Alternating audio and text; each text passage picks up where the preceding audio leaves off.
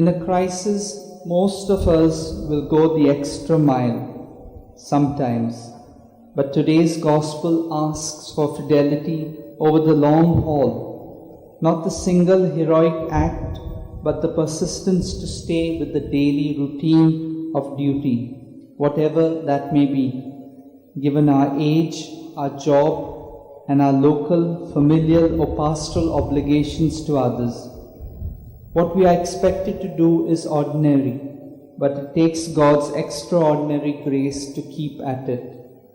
The Gospel addresses this paradox of seemingly getting nowhere and yet accomplishing very much, exemplified in the widow who kept coming to the judge demanding her rights.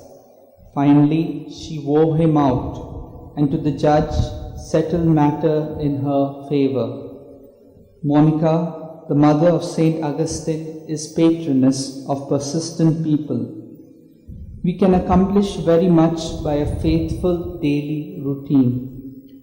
This final verse in the Gospel is probably a latter addition to the original parable about the widow. No other parable in the Gospel ends with such a question mark as, when he comes, will he find faith on earth?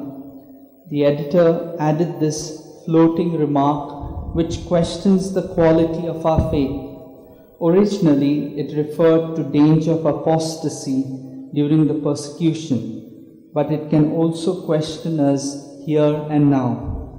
What are we, or what am I, doing to promote faith, love, and justice in imitation of Christ?